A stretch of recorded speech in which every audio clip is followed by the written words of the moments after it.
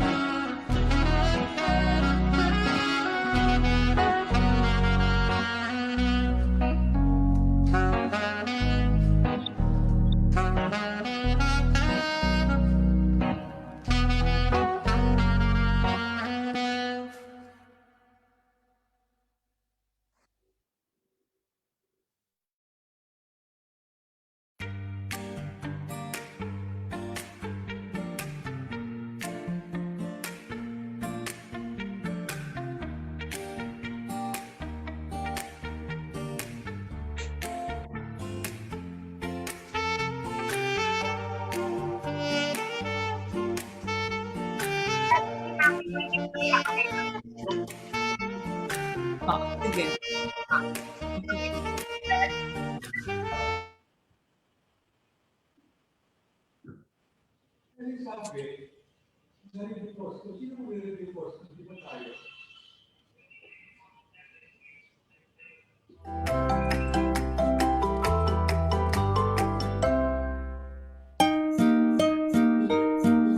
The Chamber of Real Estate and Builders Associations Incorporated, or CREBA, is the single biggest Philippine organization of professionals and agrupations comprising the widest cross-section of the housing and real estate industry.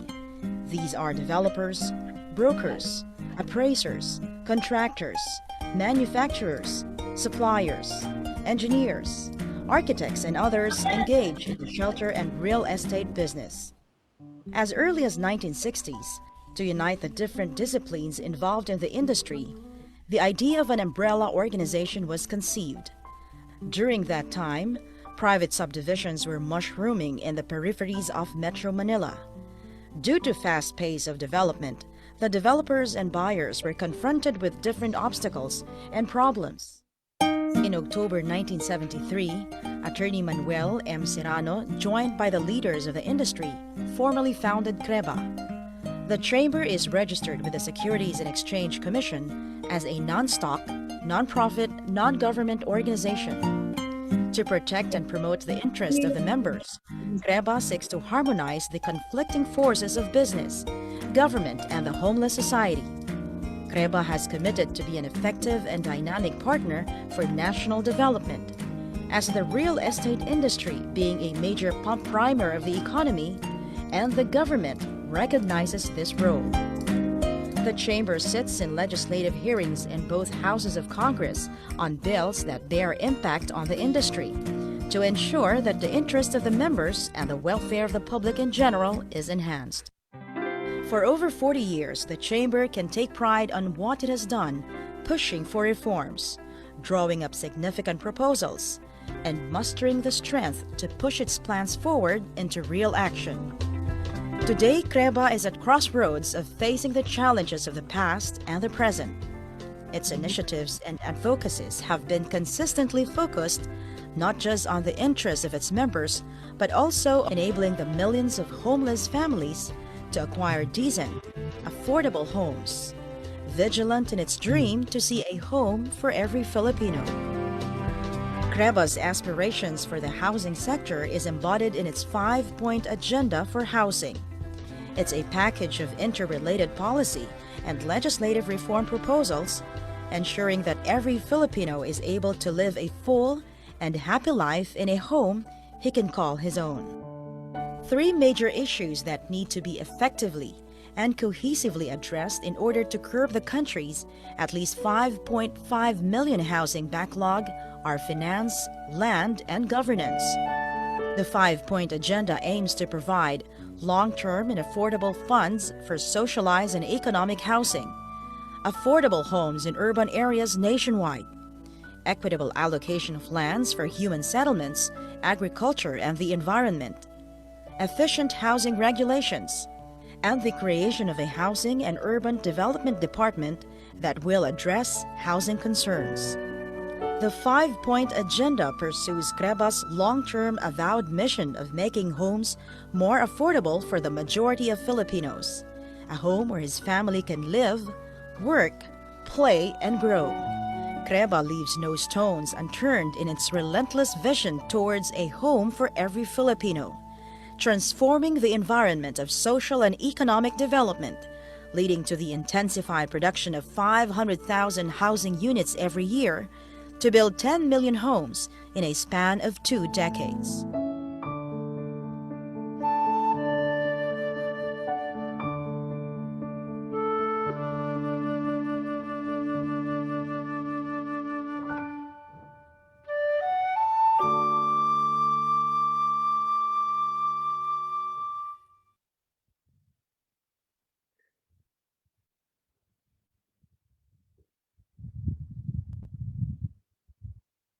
Okay. So we shall start. Good morning to everybody. Welcome to this industry update of CREBA. Today, we shall be tackling the issues on real estate taxation under the present setup of the new normal. And let's see. I don't know.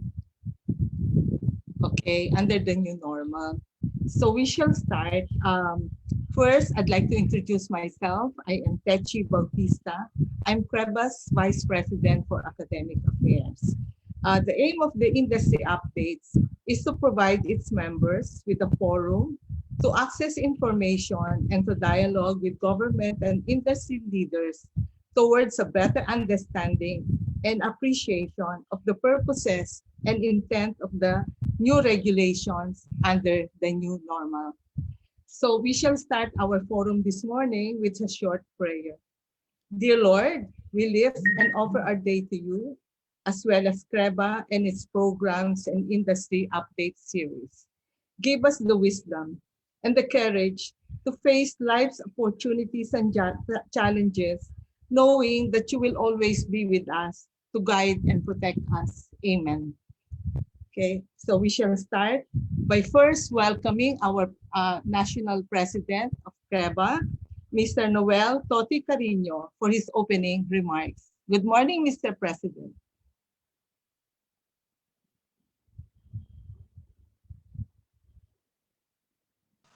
Hello, good morning, everybody. Good morning, Techi. I hope everybody's doing well this morning. And I'm very happy to...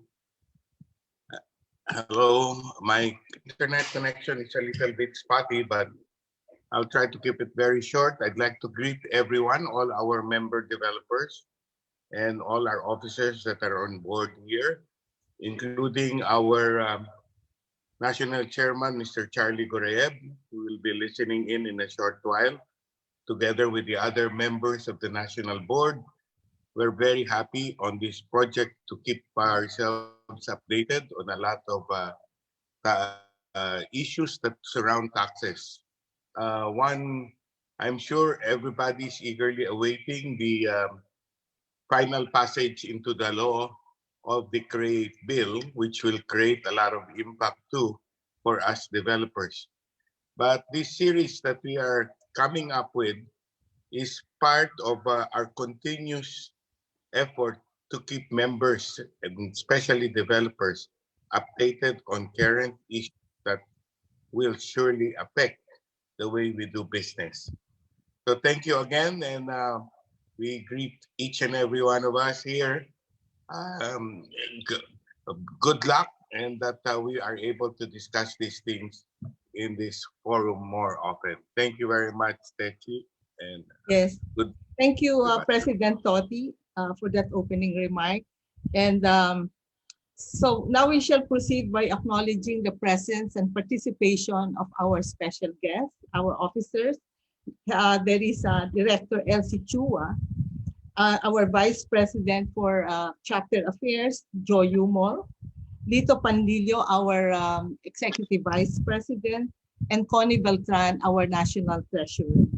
We also have guests from our participants from our chapters headed by Davao. There is Japet Riones, and we shall acknowledge the others later as they come in. So we shall start with the forum. I'd like to introduce our speaker for this morning. This is about updates on taxation involving real estate transactions under the new normal. Our speaker is the director and head of the Revenue Office of BIR handling large taxation services. They call it LTS. She is a lawyer and a CPA from St. Louis University in Baguio. And she has had several years of training. Number one, she's a trainer. And then she's also into project management, wherein she was actively involved in putting together the electronic tax information system. We are all benefiting from this system because now it's much easier for us to transact with BIR through their electronic online service. And she's also handling the updating of audit manuals for corporations, especially on excise tax matters. Right now, she is the head and revenue executive assistant, is still handling large taxpayer system. So the big accounts of BIR, siya ang nagmo-monitor. Okay, so ladies and gentlemen, let us all welcome our resource person for this morning, Attorney Beverly Miro. Good morning, Attorney. Morning. So to the officers and members of this prestigious association, the attendees for today or the participants, and of course to my dependable and reliable revenue officer in our office. Magandang umaga po sa ating lahat. Okay, so I believe that this activity is considered as very timely. Why? Because of our current situation, not only in the Philippines, but it is actually considered as an international pandemic. So in here, we have what is known as protecting the health and safety of our people by implementing lockdown, social distancing, and other safety protocols. But at the same time, we should also maintain the sustainability of the economy. In here, we are now facing, or there is a confusion which to prioritize. But one thing is very certain, the real estate industry, because it covers one of the basic necessity, that is shelter, it must move forward irrespective of the situation. And I would like to proceed by showing, of course, what is known as background of our topic. And in this background, it is not actually new to everyone, but there is a necessity to reflect it or to present it for a common understanding. First slide mo. Okay. So, and here, we know it already that for every industry within the Philippines, we have what is known as PSIC, or the Philippine Standard classification.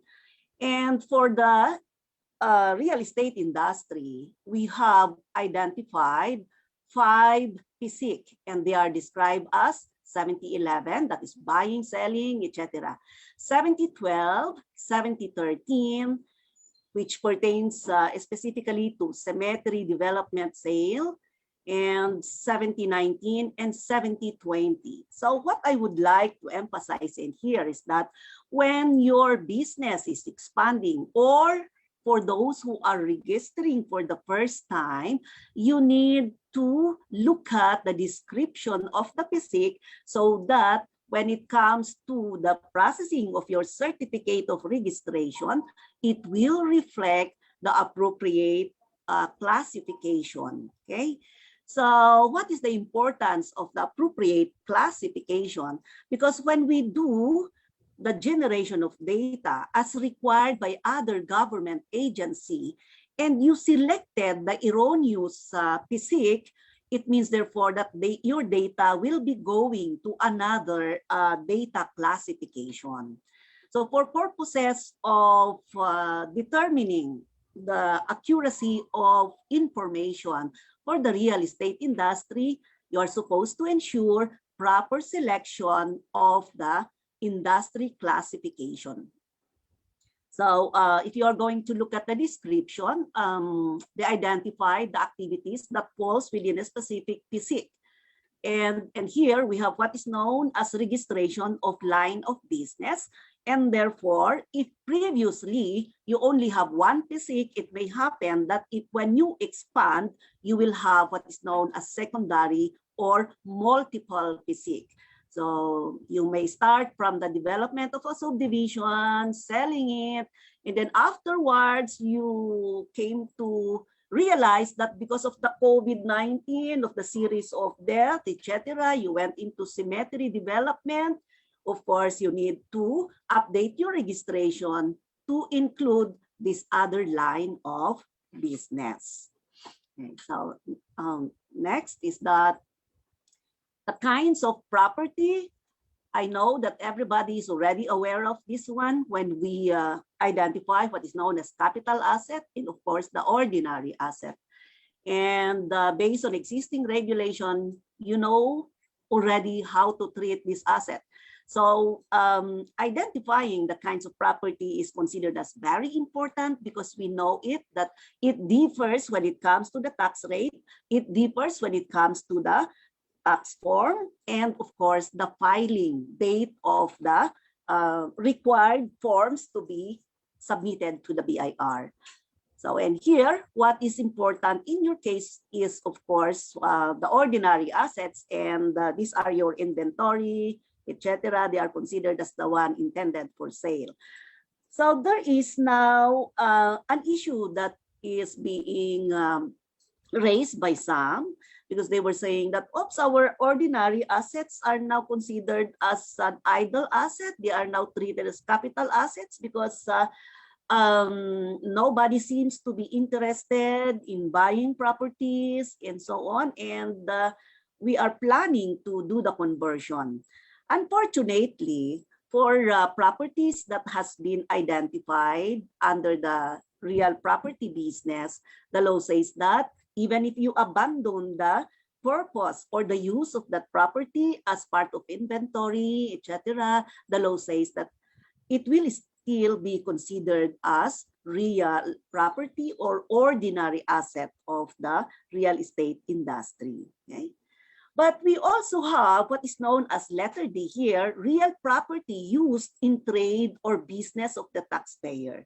So items A to C are identified to the real estate industry, being a developer, being a seller, contractor, etc.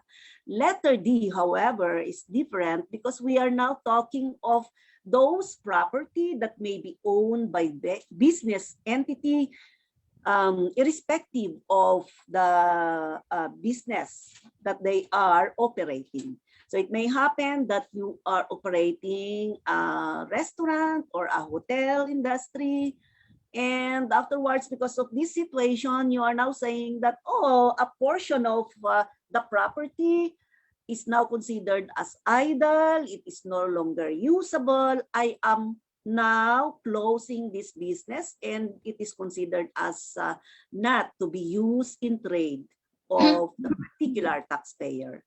In this case, for letter D, this is the one that may be reclassified as ordinary to capital asset, okay? After 2 years, of course. So this is the only one. But for those property that has been identified with real estate industry, they will remain as is. So we have here the footnote on properties acquired by banks, because we know it as of this moment, there are lots of properties being foreclosed And of course, it's a very sad situation, but we need to face it. The law says, however, that even if the bank are actually engaged in such kind of acquisition of properties, they are not to be treated as habitually engaged in the real estate business. And therefore, they are actually taxed in accordance with the rule of the BSP. Now, even if they accumulate so much of this foreclosed property, they will never be considered as a real estate industry. Okay? So we have here taxpayers engaged in the real estate business. We are already aware of this one. So in this particular industry, we have identification of taxpayers. So you have the real estate dealer here, the developer, and of course, the real estate lessor. So looking at this one, it is not actually the development in sale of real property, but we actually include what is considered as related to this industry, that is leasing the property itself. Thus, if we are referring to the real estate business or industry, it is indeed considered as very material because, as I stated earlier, you are the ones providing one of the basic needs, that is shelter. So during the pandemic, we of course experience some of this situation where people can no longer pay their rent, cannot pay their amortization, and so on and so forth. And of course, I believe that the real estate industry is addressing this situation, accommodations, etc. Maximum tolerance na nga yung nangyayari sa atin, but it's really part of the new normal. Okay. So we have here, how do you classify taxpayers habitually engaged in the real estate business? You know that already when you are registered with the monitoring or regulating agency. What I would like to emphasize in here is that for some taxpayers up to now, they are still questioning, why is it that I am not registered with LURB or HUDCC or to the local government as engaged in this activity, but the BIR insists that I am a developer or a realtor or whatsoever because of what is known as the 6 transactions accumulated within the year. So we are aware of some of the strategy, or for some reason, we have individuals or entities subdividing their property into small parcels and then offer it for sale. Though they are not registered actually with the regulating agency, when the record shows that within 1 year you already accumulated 6 transactions, then the law says that you must be treated as engaged in such activity. Otherwise, they will be adopting this scheme. They are not regulated by other government agency or the local government itself. They are not even aware that you are seemingly engaged in a business activity that is akin to real estate business. So in order to make it fair, if you already have this series of transactions, then the law says that you must be treated as such. Okay? So we have it here. I already mentioned it already, that a property purchased for future use in the business, etc. And then there are circumstances that may affect the classification as an ordinary asset. We cannot actually change such character that has been established once you are considered as a real estate industry. Okay, so only for those ordinary assets used in business that are not engaged in this industry, that may actually convert ordinary asset into capital asset after more than 2 years with documentary evidence, of course. So category of sales transactions under existing regulation. We discussed this before, and therefore if it's not new to you, you have the cash sale, but with our situation, maybe it is now considered as very rare. You have the deferred payment basis, and of course, you have the installment plan. So the only difference between the deferred payment is, of course, the initial payment of either 25% within the year or more than 25% within the year. That will make it known as a deemed cash sale. Okay, so you are familiar already with this one. So we have the current VAT threshold. This is the one that actually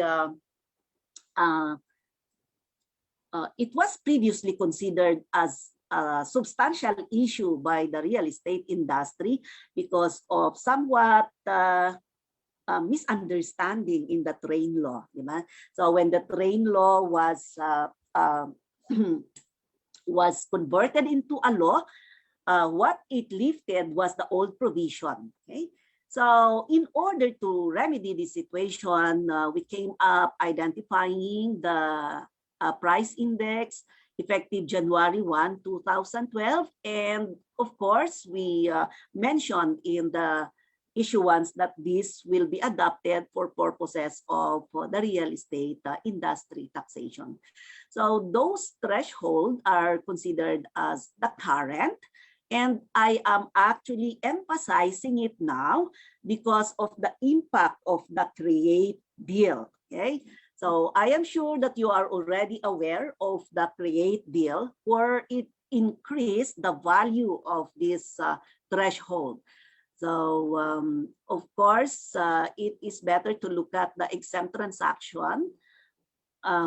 We have it here, the 19,500 for, what is this, lot only, and then the 3,199,200 for the house, sale of house and lot, and then you have your low-cost housing, your socialized housing, and of course, we have the guidelines or the threshold also on services that is leasing the property.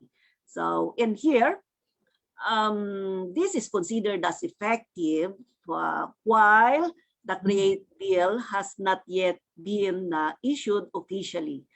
And tomorrow, I think, is the deadline. I am not quite sure because it was submitted last February 26, and the law says that if it does not come out within 30 days from transmission to the office of the president, it may be treated as deemed approved. Okay, so we will wait for further announcement or notification as to the status of the bill. Okay. So so you have here the cutoff on what is known as subject to VAT for services that is due to lease of commercial areas and lease of residential that is above the threshold. So you need to meet the 3 million above before you can be subjected to value-added tax. Otherwise, if it's 3 million exactly and below, then you are covered by the percentage tax. So other related matters here. So period of prescription of rulings under Section 40C2. If you are processing this kind of transaction, this actually refers to the tax-free transfer because you are now what is this? Acquiring shares of stocks in exchange for property, etc., etc. And of course, there are conditions that you must at least be part of the majority, etc. So in this case, you have now the validity for only 90 days counted from the date of receipt of ruling by any of the parties. So for sale or what is this? Sale of real properties or shares of stocks, there will be 2 parties, either the buyer, the seller, whoever received the copy of the ruling. You need to process it immediately because the law says it must be considered as valid only for 90 days. So it's no longer the case before that it can be considered as thy kingdom come. Pag na-receive mo yung ruling, kahit na tumagal ito, basta may ruling ka, sasabihin mo, oh, basta ako exempt ako, etc., etc. Now, you need to proceed with the Register of Deeds, have it annotated in order to be recognized, and that annotated title or document must now be returned, must be submitted to the BIR for as part of record. So you have here the adjacent lots, housing lots or dwellings in favor of one buyer. You know that already, that within 12 months period, and you are buying actually what's known as aggregate values.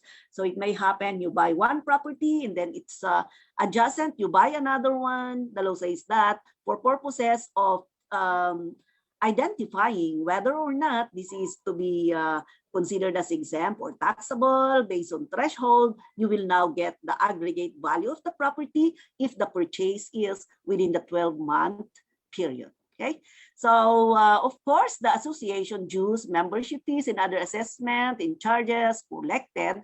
Take note of the qualification here, purely reimbursement basis by homeowners association, condominium corporations that has been established in the succeeding identified Republic Acts. So this was actually provided in the train law because before there was a generic sweeping treatment that they are considered as taxable, and then unless you can really prove that it is reimbursable, etc.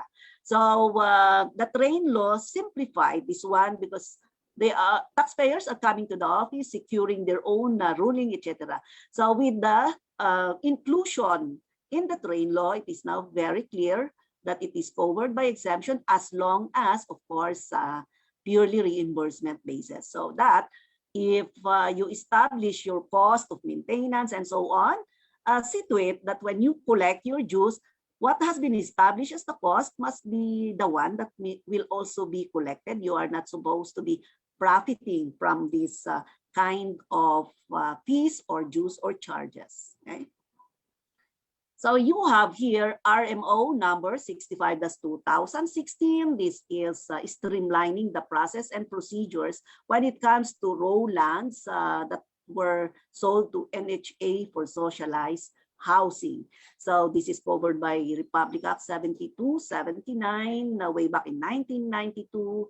And under this rule, you need to submit your application directly to the Office of the Commissioner, submit the documentary requirements, etc. Okay, so there, it has been identified already the necessary document that you need to process, you need to submit. And it follows, as stated in there, that within 5 days, the ECAR must be issued from the date of submission of the certificate of tax exemption.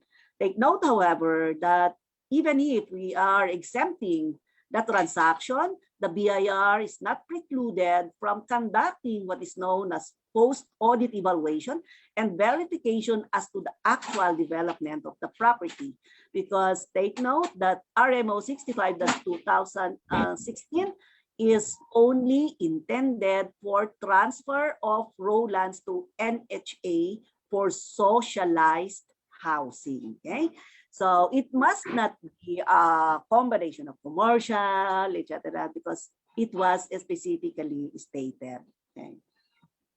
So RMO, it was followed by 12-2007, maybe because of some of part of the industry also lobbied, and we issued this one to also identify situation or transfer of raw lands to community or homeowners association, also for purposes of socialized housing. And as the same with the other one, it is covered by RA 72-79 or the Urban Development in Housing Act of 1992. So in this case, the same process, you submit directly your application to the Office of the Commissioner, and of course you have there the documentary requirements. So the Community Mortgage Program, the CMP, because we are actually issuing this one in accordance with such a situation. Okay, so you have those documentary requirements, and of course the processing and the conduct of audit by the BIR. Okay. So the latest one also of the latest that has been issued, of course, we know for a fact that a Republic Act has been issued. This is in relation to what is known as ease of doing business. And in order to comply with such law, we came up identifying the timelines for processing documents. Take note, however, that this timeline is based on the fact that you submitted a complete documentary requirements. And the number of days here is not calendar days, it is working days. So that if you submitted your document on Friday, you should exclude Saturday and Sunday, and the next second day is of course Monday. Okay, so you have it there, the transactions, individual taxpayers, corporations with one deed of sale, exchange, or donation, and of course the real estate developer, where you actually have your multiple sales or exchange for the properties.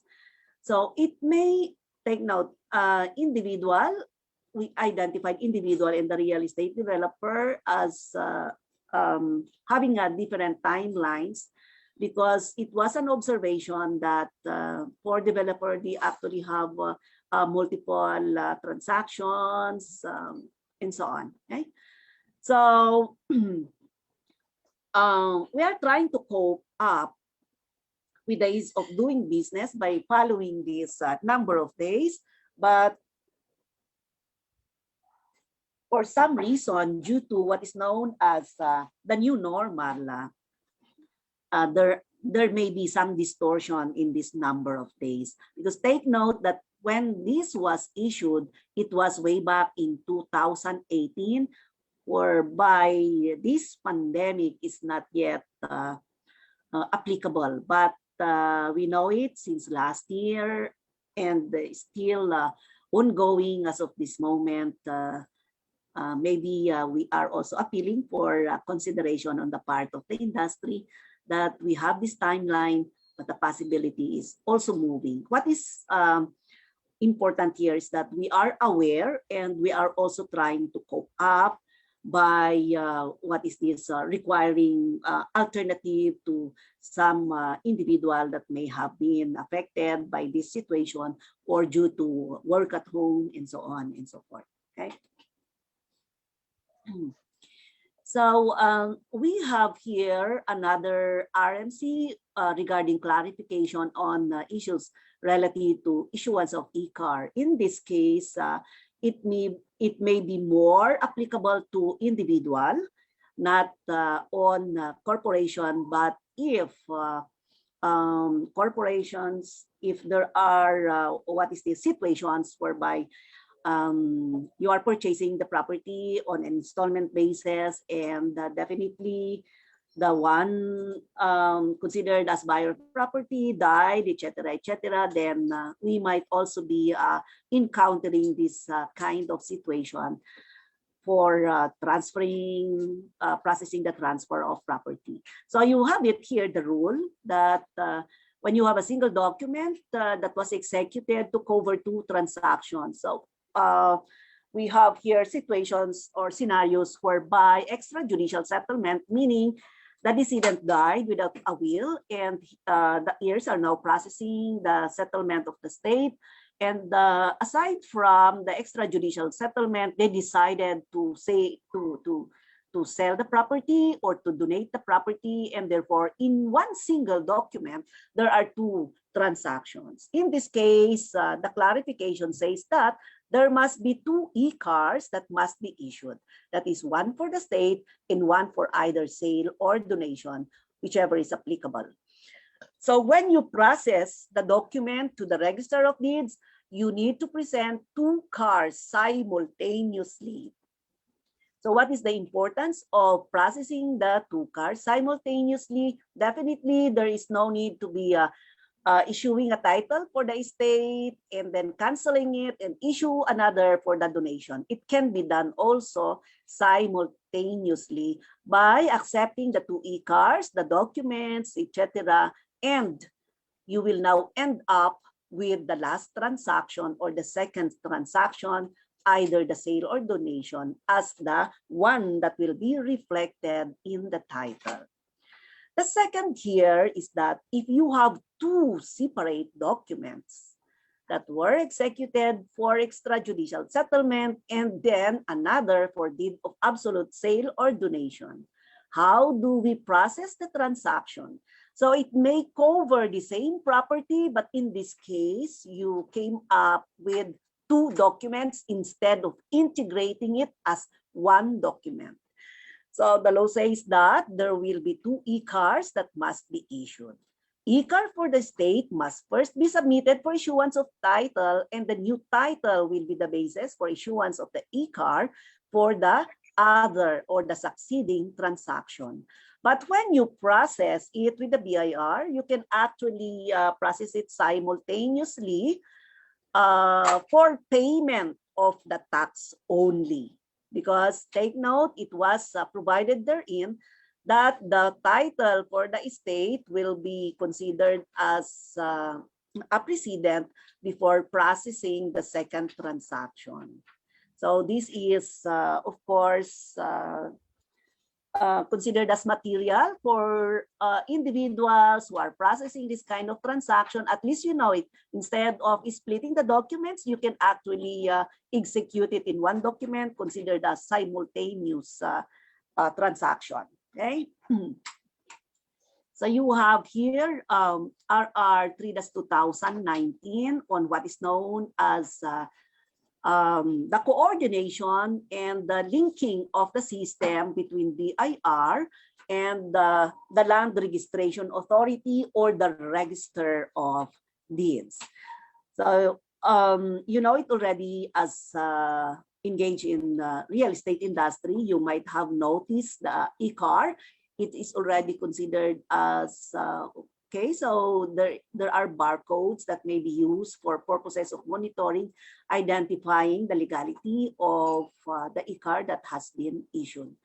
And the e-car must be processed per title or one e-car for each tax declaration. So it's very tedious situation.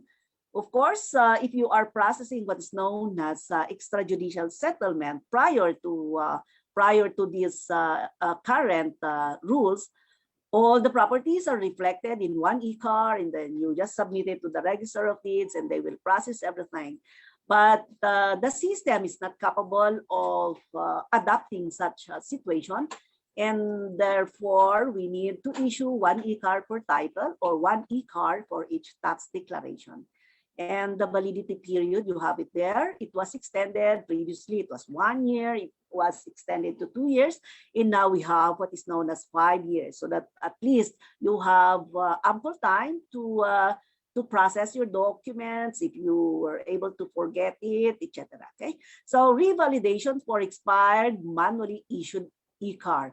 You can now go back to the BIR, submit the previously issued documents, and revalidation may be shall be accommodated by the concerned revenue district office. Okay, so information to be reflected, inscribed in the new title or tax declaration for untitled property.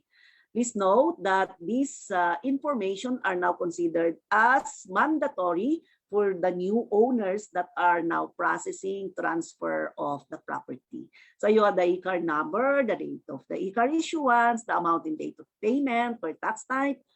Why is it that we need to identify per tax type? Because you have your doc stamps, you have your capital gains tax, or you have your withholding tax for real estate developer and the RDO number, so that they can track the RDO issuance, the RDO that issued the e-car, and of course the number, if it's really valid within the series that has been authorized by the government for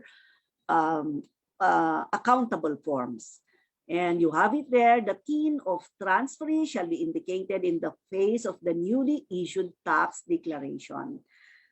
So with that requirement, we can actually say that TIN is now mandatory for the seller and the buyer because it is part of the document that must be adopted in the succeeding documentary requirements.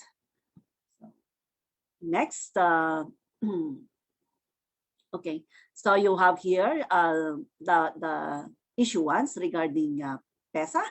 So real property, we know that the PESA or locators, economic zone, etc., are considered as privileged. They are located in somewhat foreign territory or applying the cross-border doctrine. They are located technically outside of the Philippine jurisdiction. However, when it comes to taxation, you know it already that, of course, you are still in the Philippine soil and therefore taxation may still be considered as applicable. But at the same time, exemptions as provided for by law in your documents as enjoying certain privileges or incentive will be respected by the BIR. So in this case, you actually have here the application of the 5% in lieu of all taxes. And of course, it was clarified that the documentary stamp tax may not be imposed to PESA registered enterprise because the 5% included already the documentary stamp tax. So requirements to support tax exemption for e-car issuance, because if you are in PESA, you are enjoying the privilege, but you might be encountering some situation where the e-car is not issued because of some issues with that office. So clarification was issued that you need to submit the following, that the certification of PESA, etc., identifying what are you enjoying for. You are covered by 5% in other incentives provided for in your certificate of registration issued by PESA. Okay, so we now have the next one for DAS 2021 RMC on filing of tax returns using EBIR forms. So at present, we have the different methods of filing that is using the EFPS, Electronic Filing and Payment System. And in that facility, you file the return, and at the same time, you pay the tax electronically. So filing and payment are considered as both electronic. It is within or embedded in that system. Okay, so for those who are covered by EFPS, you are already aware of that one. But for those who are not yet enrolled in the EFPS, take note that we have the EBIR forms. Of course, this is the form now that is being encouraged to replace all manual returns. So if you are not EFPS, definitely you are supposed to be using the EBIR forms, unless the EBIR forms is not yet available in the system, and therefore you need to use manual, but almost all returns are now considered as covered by EBIR forms. So why is it that I am emphasizing here? Item number 4, so if you are going to look at it, there are the list of taxpayers that are mandated to use the EBIR forms, and they provided the related issuances that is guiding the taxpayer. So item number 4 specifically is specified one-time transaction on it taxpayers who are classified as real estate dealers, developers. Those who are considered as habitually engaged in the sale of real property, who are using filing BIR form number 1606 together with BIR form number 2000 or a one-time transaction and regular taxpayers already covered by EBIR forms. So if you are already covered by EBIR forms, or if you are not yet covered by EBIR forms, but you are considered as real estate developers, engaged in business whatsoever, the law says you are now mandated to use EBIR forms, okay? So we are now on the most awaited item, that is the CREATE bill. Take note, we have here our disclaimer. Because of your special request to include the CREATE bill, we lifted some of the important provisions of that bill for discussion. Our disclaimer here is that what we are discussing today may not be considered as the one that will be reflected in the actual Republic Act that will be issued. Why? We already encountered some situation whereby there are vetoes made by the president, etc. So even if we are now presenting this as part of our discussion, we maintain our position that it may be considered as subject to change. Okay? So first is we have income tax. So in income tax, there is, of course, the reduction of corporate income tax rate. So we identify the following, because there are two rates that has been integrated in the CREATE bill. First is from 30% to 25% as a corporate income tax rate, effective July 1, 2020, for corporation with net taxable income exceeding 5 million. So we are talking here of net taxable income. And you know it that you are supposed to be identifying your gross sales, your cost of sales, come up with gross income, and then you deduct your operating and administrative expenses, and maybe there are some adjustment on what is considered as taxable or not taxable. And what remains now is still 5 million, more than 5 million, or with the total assets exceeding 100 million, except land where business entities or office plant and equipment are situated. So looking at this situation, there are conditions that has been specified. So you must exceed a net taxable income of 5 million in order to be entitled to 25. Of course, this is now the maximum corporate income tax. Okay, so if you exceeded the net taxable income of 5 million, you will be imposed with the maximum corporate income tax rate of 25%. So this is, of course, the net taxable income. Why is it that you have there, or with total assets exceeding 100 million? So that has been taken or lifted from item B here, because in item B, it says here that before you can enjoy a lower tax rate of 20%, it says you must have a net taxable income not exceeding 5 million pesos and with total assets not exceeding 100 million. Okay? So under the exemption, you must comply with the two conditions. Because the word here is and, it is not or.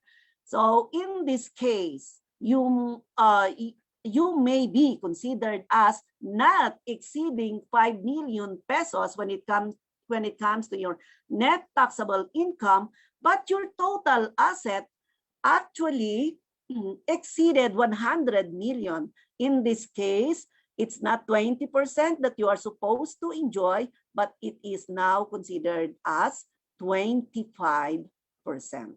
Because under the law, it says and. And when we use the word and, it means that both of them must be complied accordingly. Okay? So in determining the 100 million asset, you need to exclude the property, the land where the business entity's office or the plant or equipment were situated. So if the building in Makati is the one that is considered as your office, or where the equipments are situated, the law says that that property must be considered as not part of the 100 million. Okay? So contrary to letter A, of course, what was provided for under the law is actually net taxable income exceeding 5 million. Okay, exceeding 5 million. So that is actually the provision of the law.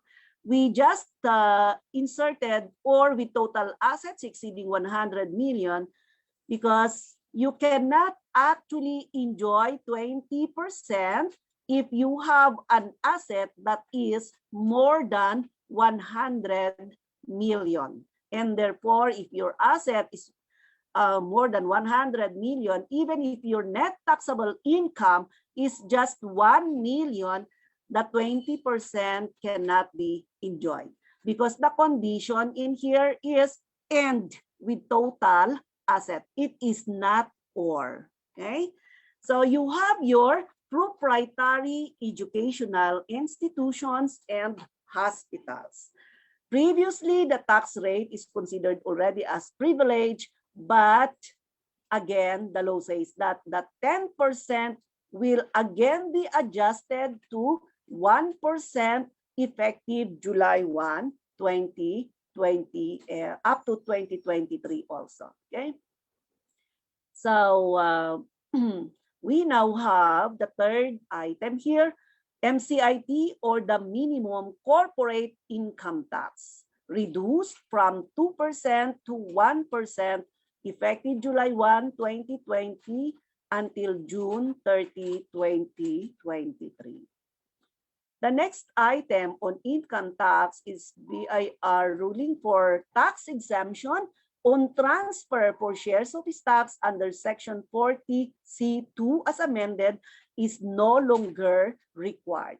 This is the reason why I mentioned the rule a while ago, the existing ruling on the validity of the BIR ruling under Section 40C2, that is 90 days. So currently, that is the rule, but if the CREATE bill will be implemented, in that bill, it says that kind of scenario for transfer of shares of stocks in exchange for a real property under 40C2, BIR ruling is no longer required. Okay? So,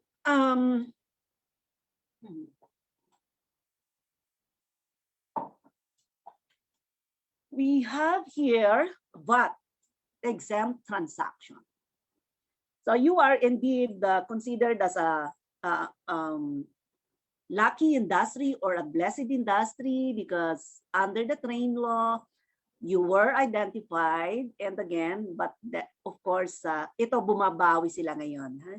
So they are now coping up because in this CREATE bill, it seems that you have a better situation now. So specifically provided for under the exempt transaction, properties not primarily held for sale to customer, that is given already even before, but you now have residential lot for those who are engaged in real estate business, 2,500,000 and below as exempt. And of course, you have the house and lot in other residential dwellings at 4 million and below. Okay, So I believe that you are actually looking forward for the implementation of this bill because of this favorable situation that will benefit, of course, the purchasers or the buyers or those who are considered as future buyers for the property. So revision shall begin in January 1, 2024 and every 3 years thereafter using the consumer price index as published by PSA. So in this case, it was already very specific, meaning this, of course, the changes on the exemption will be deemed applicable when we implement the CREATE bill on July 1, 2020.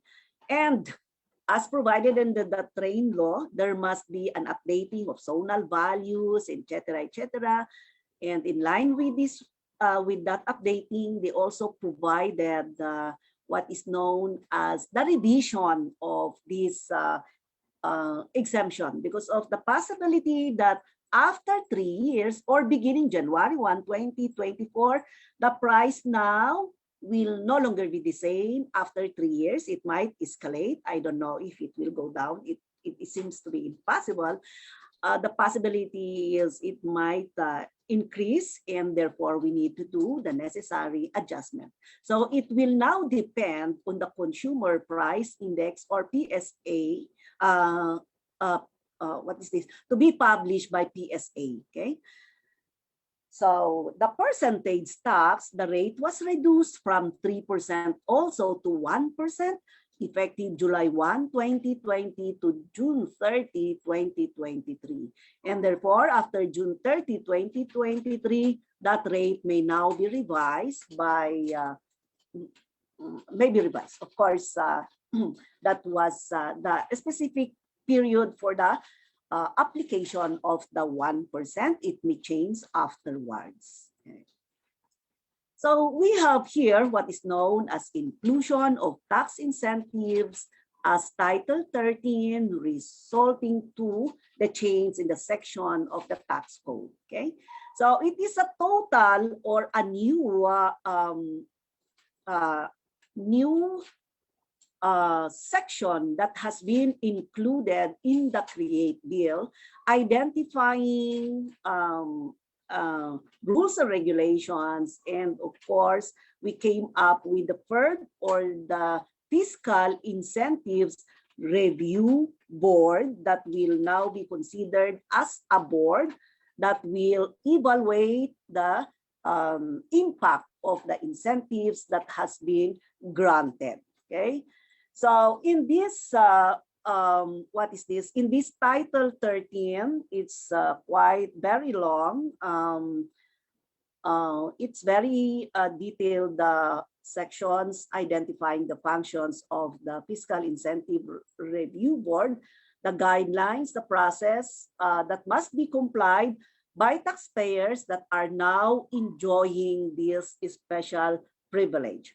So it identified those governing laws on PESA, on the Freeport Zone, the BOI, BPI exemptions being given by this Incentive Promotions Agency. So in this case, the functions now of the Incentives Promotion Agency on granting of, on the validation, monitoring of tax incentives are being monitored also by the Fiscal Incentives Review Board in order to develop policies and guidelines that may be considered as applicable to the current situation, because there are possibilities that when you granted some of the exemption, it is considered as applicable, but after the passage of time, it's either you need to increase or really delete or reduce the exemptions or privileges being enjoyed by these taxpayers. So that ends our discussion on the taxation updates. If you now have some questions, we can now proceed with the open forum.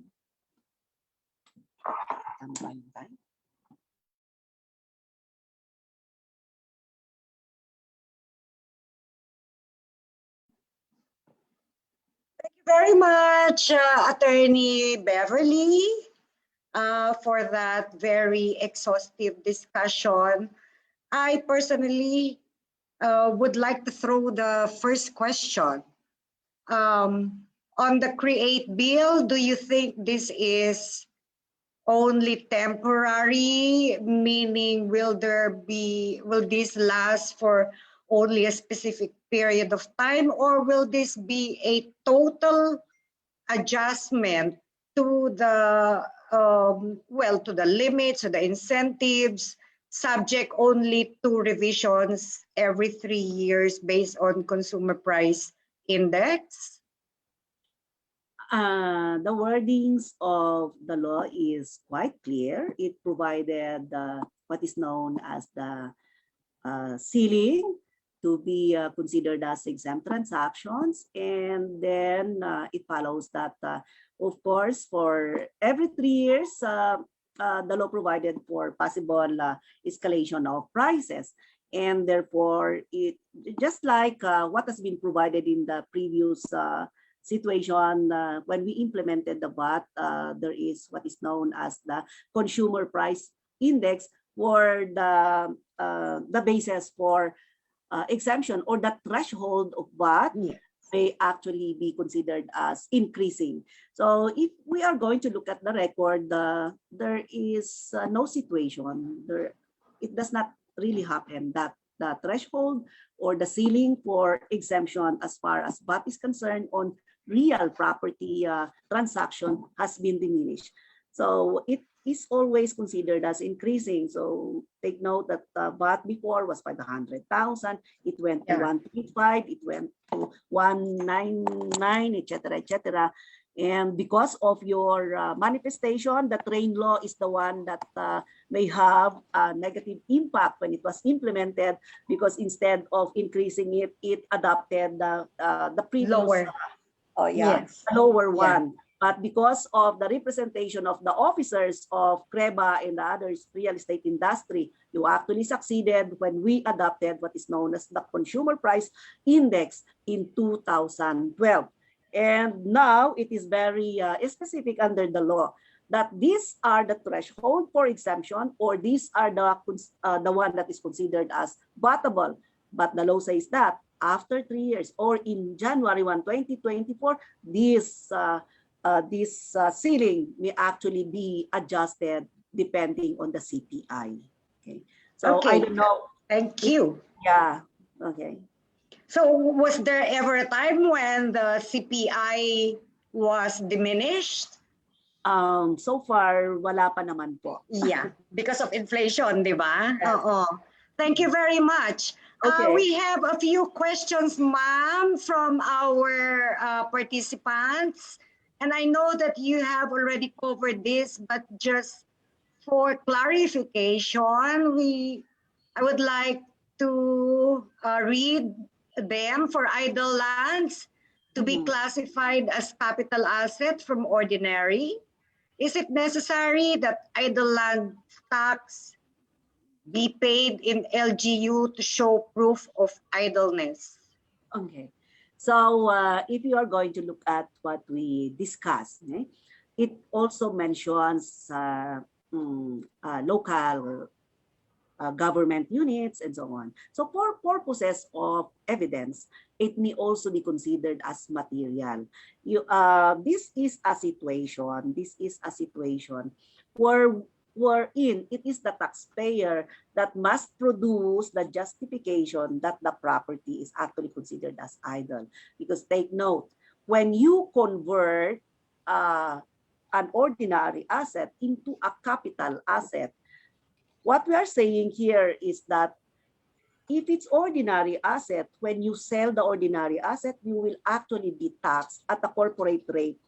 Diba? You will be taxed at the corporate rate at 30% as of now, and you will be subjected to VAT.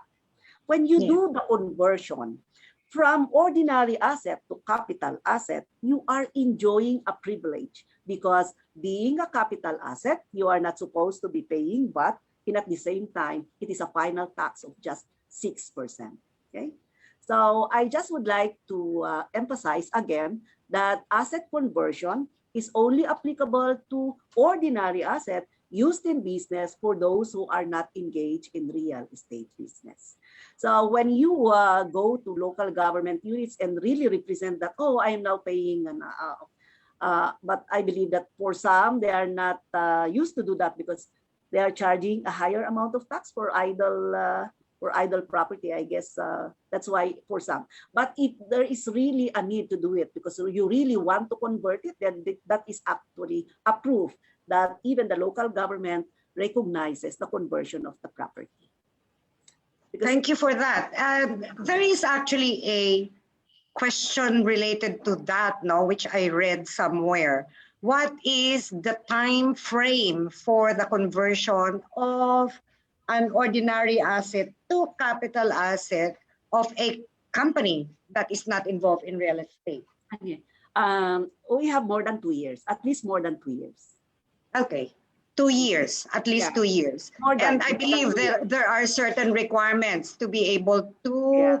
support the request for conversion, right? Yeah. Yes. So you can go to RR 7-2003.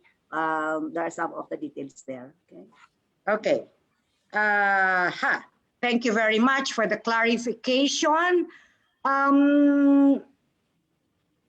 For the lot only VAT threshold of 1.9 million, does this apply to cemeteries or is this only for residential? Does it mean that cemeteries are automatically VATable? Okay. So for this 1.9, of course, it is only applicable to residential. Okay. So how about cemetery lots then? Are they VATable? Yeah, it follows that for cemetery, we follow the general threshold of 3 million. So Okay. you have the annual gross sales of 3 million. Okay, so it's still VAT exempt so long as the selling price is less than 3 million. Mm-hmm.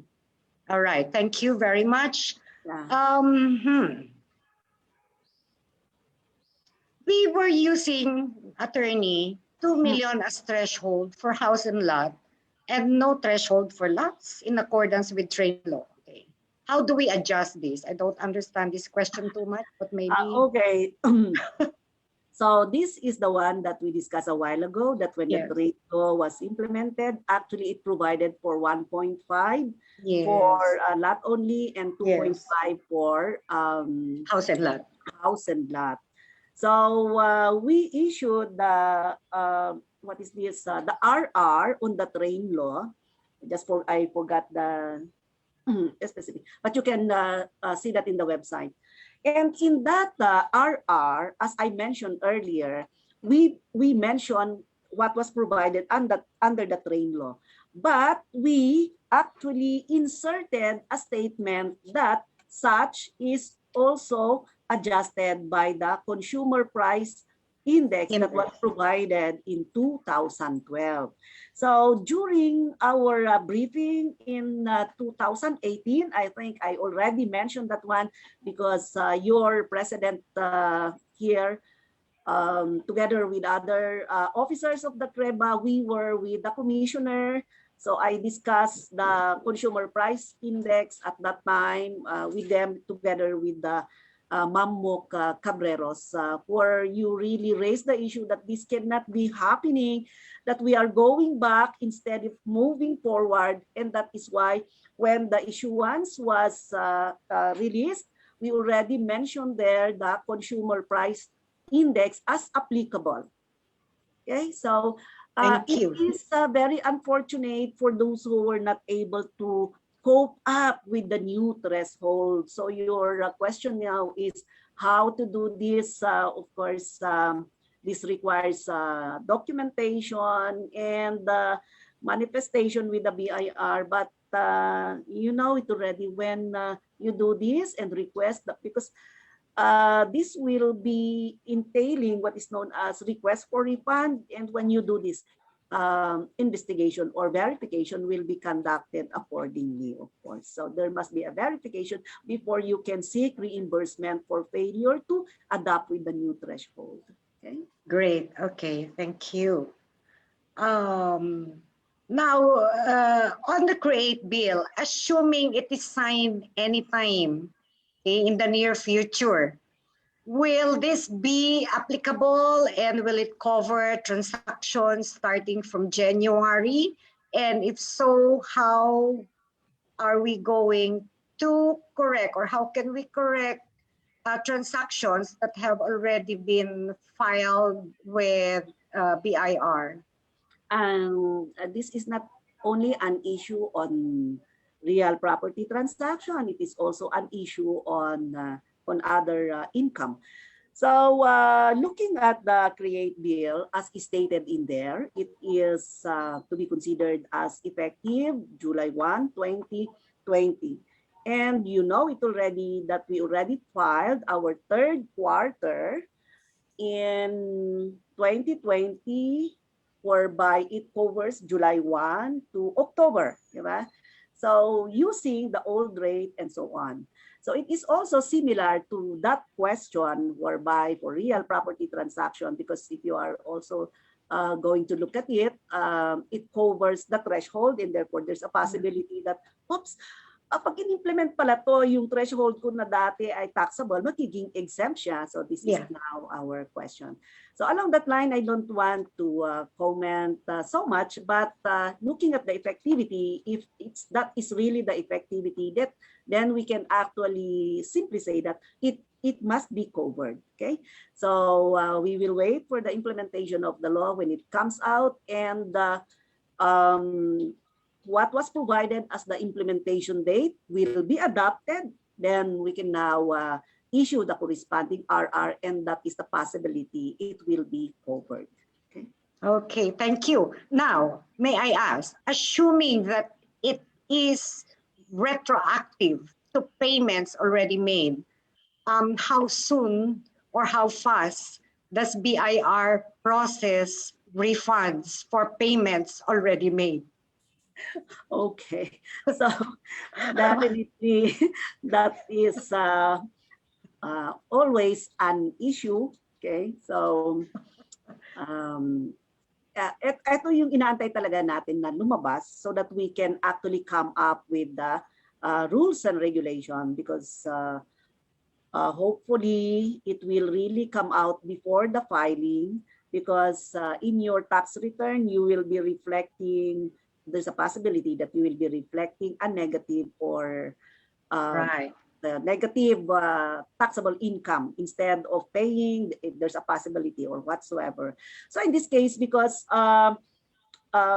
it may actually be considered as covered by the filing of the tax return, but I do not want to preempt the issuance of the RR. Take note, in here it is considered as except for VAT, because for VAT there is a possibility that you might be filing for refund in this case. Anyway, the law is very, very clear. If it's VAT, it must be processed within 90 days. But for your income tax, it may already be covered when you file your tax return, because all the tax that has been paid when you file your withholding tax return is considered as an advance. And As a credit, yeah. And the final tax return is the annual income tax return. You can now deduct the one that has been accumulated in 2020, and if it's really greater, it will be reflecting a negative one. Under the train law, it says there that if it's negative, it will be automatically treated as a claim for refund. So as I've said, the law is not yet there, so we will see you when the regulation will be issued accordingly. Okay, thank you very much. Of course, my concern there is, for corporations, it will be easy because they have regular operations, no? So the credits can easily be used for prospective tax payments. However, for smaller companies who pay VAT, or even those who small businessmen who engage in probably buy and sell, see some kind of difficulty in being, able to actually use those credits for for transactions, because the amount will be material already. Anyway, yeah. So Noted. yes, ma'am. What is the timeline of the issuance of ICAR for extrajudicial settlements? I know that this is fast. It's practically the same, right? Yeah. Actually, we already identified it. We presented to you a while ago the timeline whereby extrajudicial settlement, when it is considered as covering multiple properties or covering several debts, because there are extrajudicial settlement whereby naka-integrate na yung ilang, si lolo, si mother, etc. They were integrated. These situations are considered as complex, and therefore it will fall under the complex transaction as 20 days. Okay, but definitely, if the extrajudicial settlement is a simple transaction, it is covered by either 3 days or 5 days. So if it's only one property, that will be covering 3 days. So yung matrix na pinakita ko kanina, 48-2018, it covers the number of properties and it has the corresponding number of days.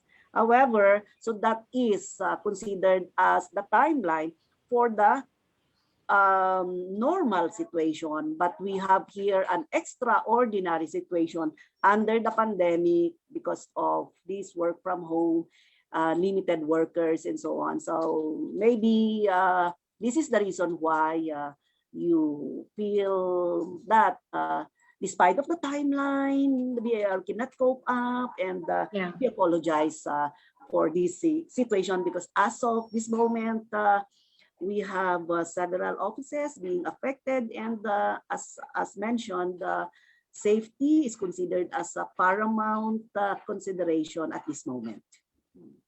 Thank you, Attorney. Speaking of safety, how safe will taxpayers feel during this coming month of this coming tax season or tax month? Of course, following the guidelines, we are looking at the guidelines. Always, we were, as a frontline government offices, we implement what is known as disinfectant. But despite implementation of the possible safety protocols on social distance and all the shields, etc., we know it. We cannot really avoid the this kind of situation, and also we do not know where we encounter this virus or whatsoever. So sa amin, we do implement the guidelines as provided for. But when the taxpayer actually comes in the office, because everybody wants to be entertained, everybody wants to be to go home earlier and so on, it's now the taxpayer that actually violates the protocol, and in some cases you cannot, they become unruly, and we know it. Of course, maintaining the social distancing, and those very far are already outside under the sun and so on and so forth. Pero sabi namin, that's good for COVID if you are under the sun. Yes. As a matter of fact, some institutions have already put the workstations of their frontliners out in the open if their structures or their offices allow some kind of a covered area. Then that is where they entertain the visitors. Is that something that BIR is also already implementing? Okay, so for some district offices that really do not have ample space within, they are actually using outside facilities. And maybe that's another new normal situation that we also need to adopt as an alternative. Okay, thank you very much for that for that answer, ma'am. I hope that this is some kind of an assurance already for our taxpayers. And in that, in relation to that, do we already have any advice, or is management of BIR already considering any kind of an extension to the deadlines for the filing of the income tax returns? Looking at the what is this delayed in the issuance of the CREATE bill, if the CREATE bill will be issued before the filing, okay, if it comes out before the filing, we know it already that there will be a problem that will be encountered. As of now, as if nobody is moving towards it because it's not yet there. They are not really aware on what direction to take, because for some company, they were saying, are we supposed to make the necessary adjustment now, adapting two rates and segregating all? So I'm saying you can do that already. You can do that so that if the law comes out, at least somewhat you are already prepared. But as they were saying, we still need the corresponding guidelines. So in this case, there are discussions also on the possibility, but of course, as of now, we are saying that deadline is the deadline unless, because it's considered as necessary for propelling the economy of the country. Therefore, moving the deadline as early as now may be considered as not healthy, because the taxpayer will be anticipating that pwede pa ako mag-relax, and therefore what I'm saying as of now is that no guidelines, no specific date, and no specific discussion on whether or not we will be extending it. But some opinions already were submitted coming in from taxpayers that there must be an extension because we cannot abruptly do the adjustment of our records in order to cope up with the situation. So that's hanggang dun lang po ako ngayon. Baka mahirap na. Well, yes, we understand. We understand that, but of course we keep our fingers crossed, and we hope not really for the purpose of deferring the necessary payments, no, but really more for the safety of people. We hope that BIR would give it due consideration, no? Just to be able to keep the people safe. We don't know how COVID is going after our 2-week lockdown, no? But perhaps, and we hope that BIR can monitor the trend so that it can hopefully be able to make considerate and humanitarian considerations in their decisions, no? We will consider that as manifestation. Thank you very much. Thank you. I will also mention it.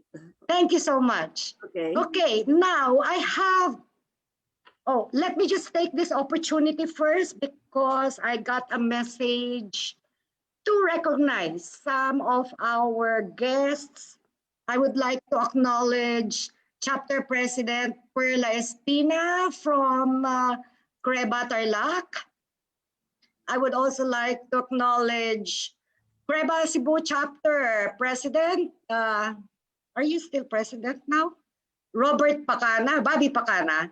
And Tito Rudy, Rodolfo Pua from our Laguna chapter. Thank you for joining us today. Okay, I have here a question on how to treat a separate contract for the sale of lot under one developer. Okay, so it is lot only and then there is a subsequent construction of a house by another developer. How do you determine that threshold for this? Okay. So I already looked at the question a while ago. It is somewhat complicated, and I believe that this kind of situation is not to be answered in this forum. You can actually submit a formal query so that when we answer you, it will only be applicable to you. Because when we come up discussing this situation, though the others might be looking at it and try to apply it in their situation, and it might be considered as a misnomer because situation based such as this must be considered as on a per taxpayer basis. So unless it is now the industry that will be coming up with the manifestation, and if it's the industry, the response will be given to the industry as applicable to all taxpayers. So it has a legal implication because several transactions seems to be involved, and there are shifting from one taxpayer to another, whereby we are really not aware of the actual situation. So you can discuss this. You can either submit it on your personal capacity, or if you want the industry to be considered if the industry will consider it as industry issue, then it may be the industry that will ask for a clarification to be officially answered. Yeah, I personally see this as a loophole, no? Which may be advantageous for both BIR and the builder.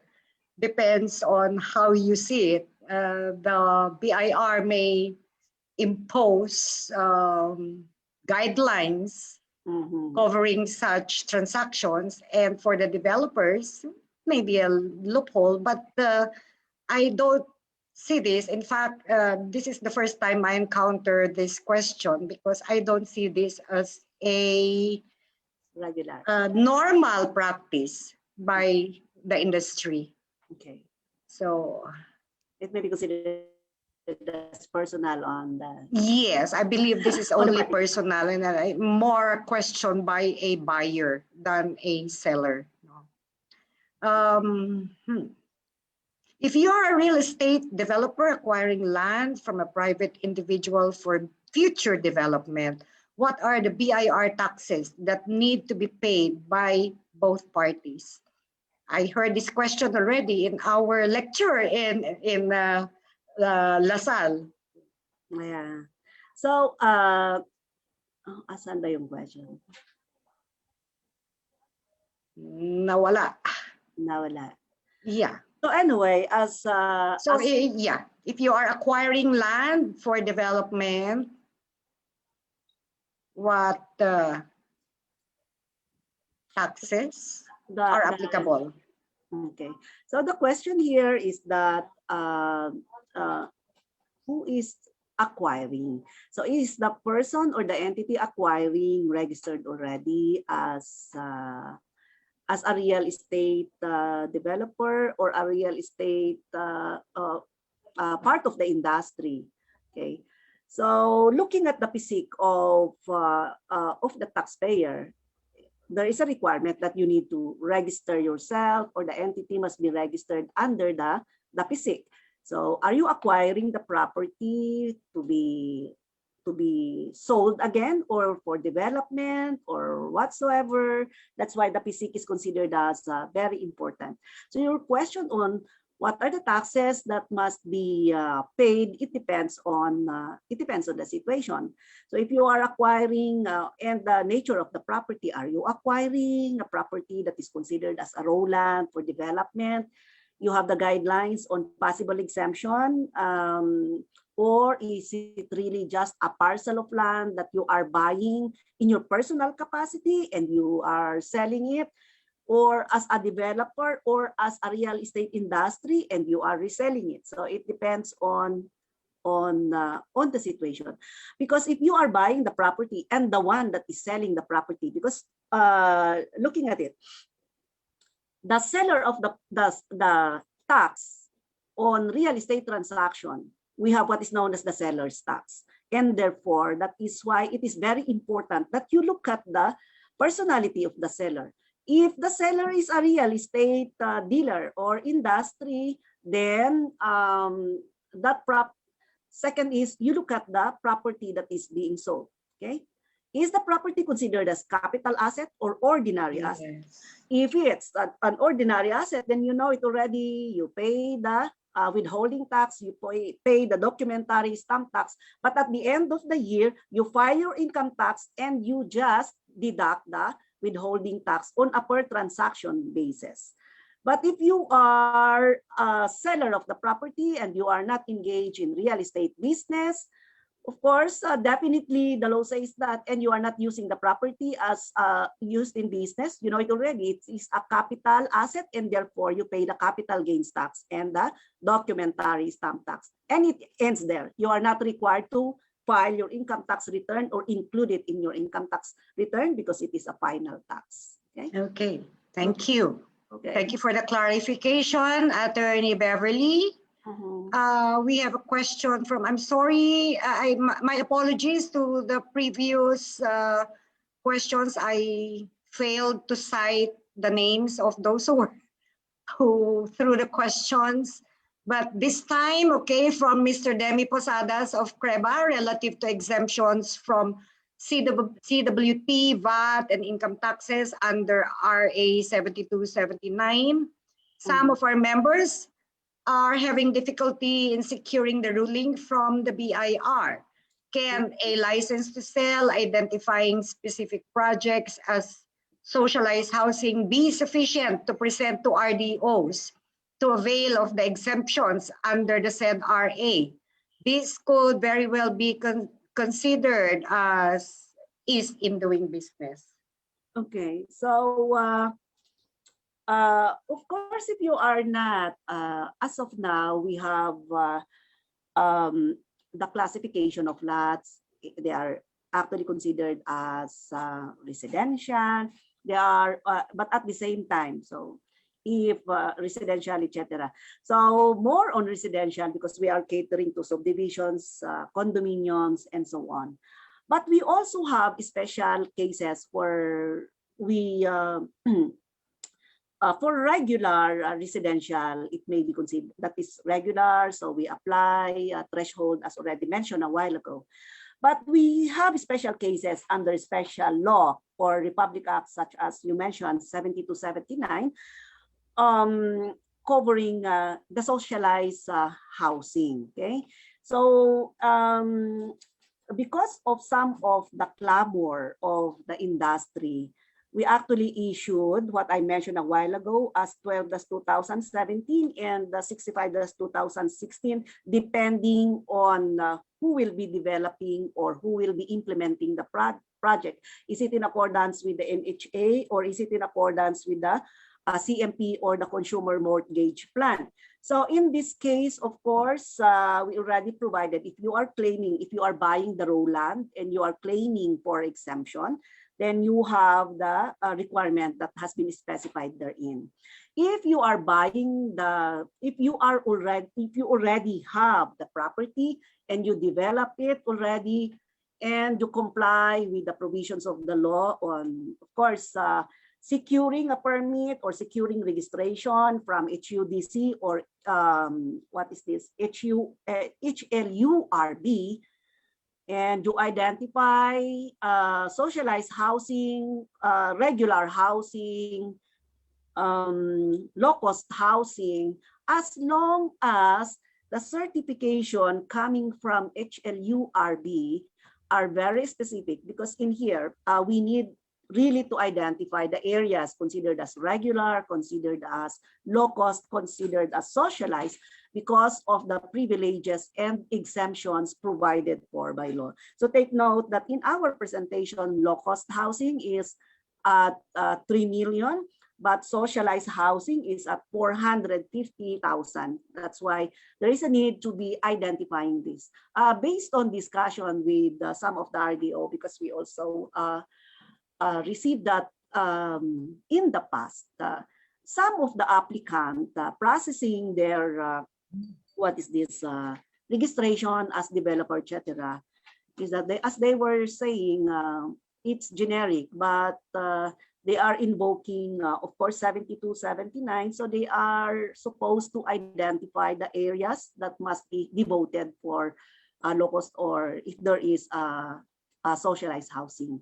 So the 20% as identified, because we have that, must also be listed when they submitted, because when you submit on a per project basis, we know the area. So you identify the area and the corresponding number of lots, and then on that lots you identify that those that are regular and those that are to be considered as for socialized.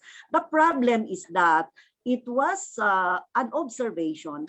That is why in some cases they become very strict, because for socialized, it is considered as exempt transaction on VAT, and of course on income. But before you actually qualify this under the exempt transaction, the buyer must of course be considered as qualified buyer. What the district is saying was that there are some situations whereby buyer actually buys at least 2 or 3 and they are not qualified buyers. Based on record, pag binalikan mo, they are not qualified. There are actually buy in sell here, buying the socialized, and then pinagbili ulit, and then bumili ulit, pinagbili, etc. So since they know that these are covered by exemption, when they resell it, it is at a higher amount. So that is one of the reason here. Maybe we try to complete our documentation, because with the ease of doing business, as already mentioned, when you submit the complete documents, there should be no problem issuing the certification for the registration of the project for the taxpayer themselves. Okay. Thank you very much, Attorney Beverly. Okay. And we really appreciate how exhaustive your answers are.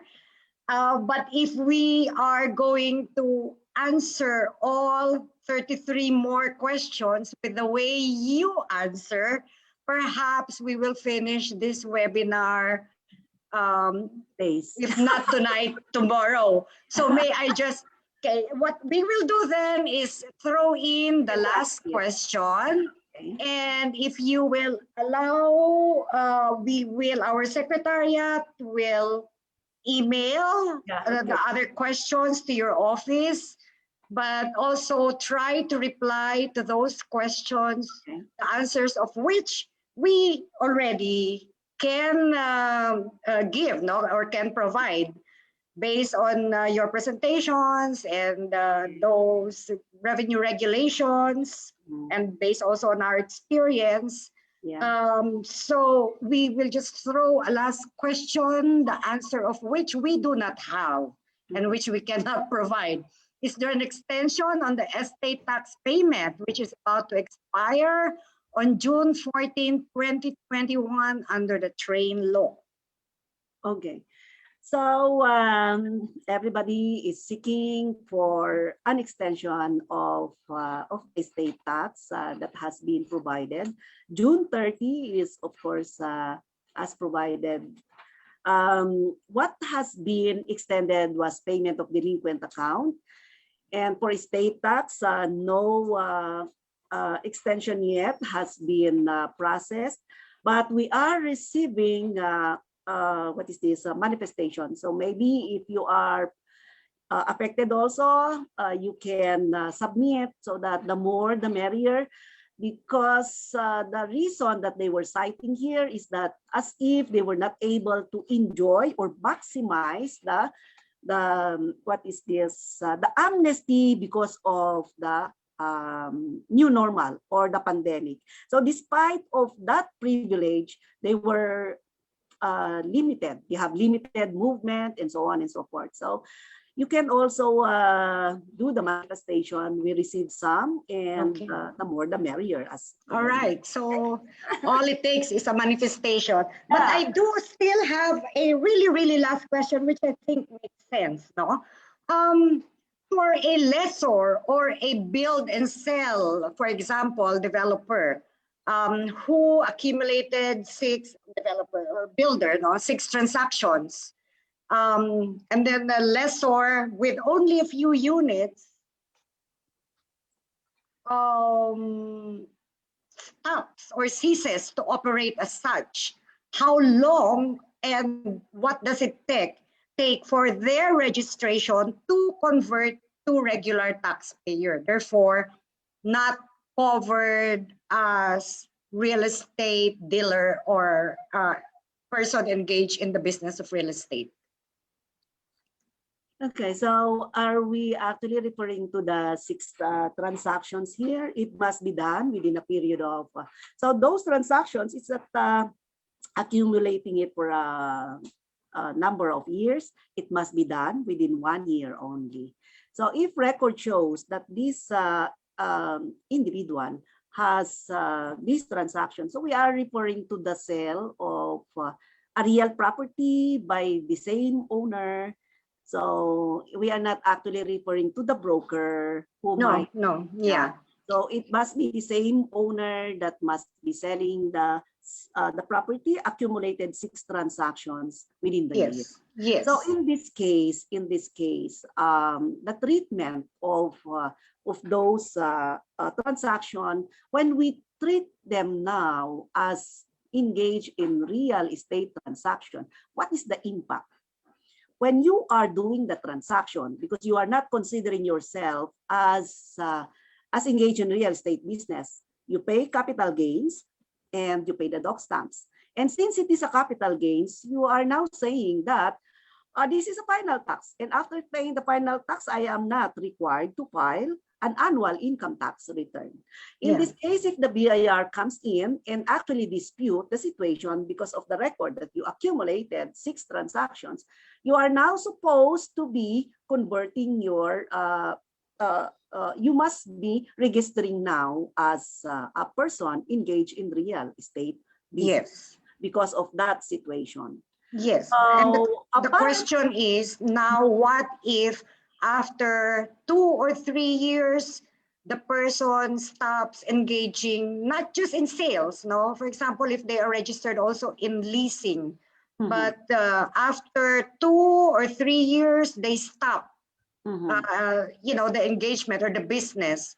How or what does it take for them to be able to convert back into a person not engaged in the business? Okay, so in that case, of course, you need to apply for the closure of the business. You need, however, to understand that when you apply for a closure of business, that there must first a verification to identify that you do not have any pending tax liabilities to warrant the cancellation of your registration. So that's it. You just submit an information update application for closure of the business and then attach 1905 to specify the line of business and of course identify where it was located so that when it is closed, it will not be considered as an erroneous one. Okay, and the closure can be filed immediately the year after engaging in the business. Like for example, last year I built, this year I'm leaving, I'm leaving the country and I want to stop, so I'd like to file for closure. Is there a time frame or no more?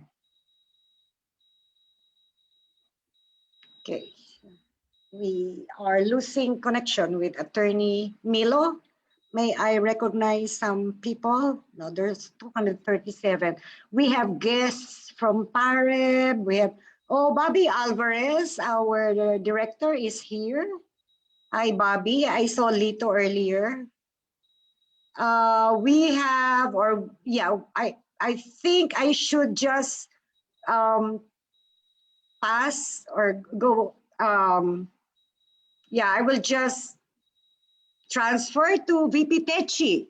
VP Yeah. Techi, maybe Yes. you can take over since we seem to have already lost Miss or Attorney Beverly Milo. Thank you very much. Okay. Thank you very much, VP Joe Yumol, for helping out. Masyadong maraming questions. So we will request the Secretariat to work this out and see how we can get them answered. And it was mentioned earlier that the CREATE law is about to be passed.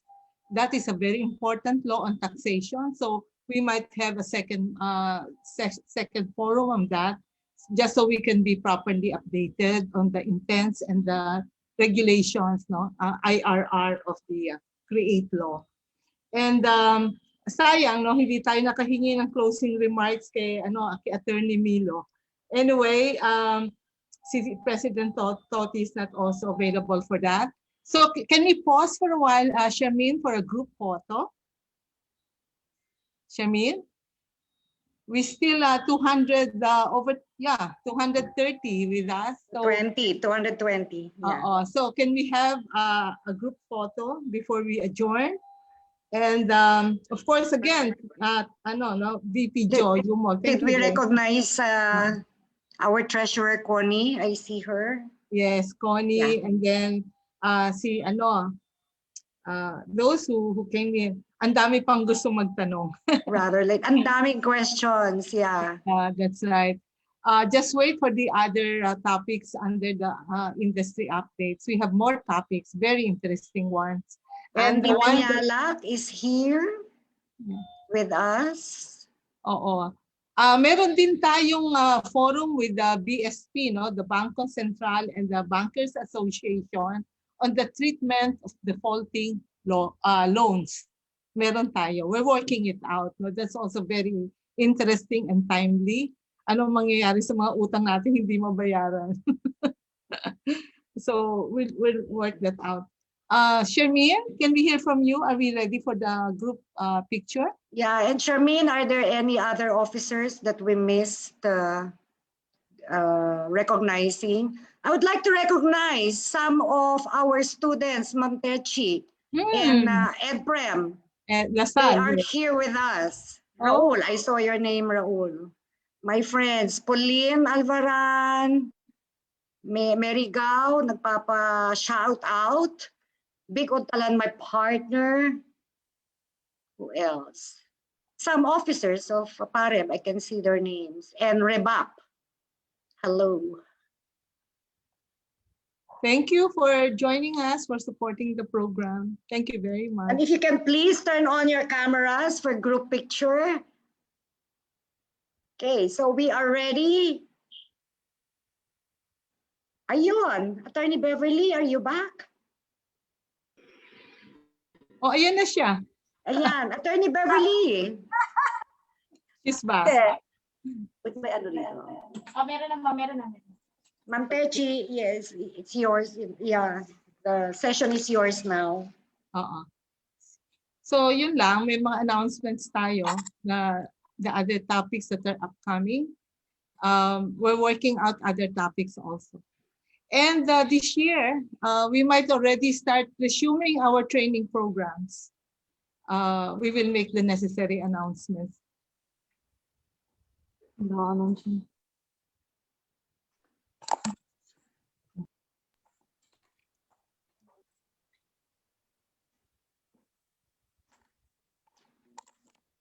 Okay, picture. Ready? 1, 2, 3. Attorney, bakit ka nagtakip? Attorney Beverly. O, nagtago ka. Okay, ready?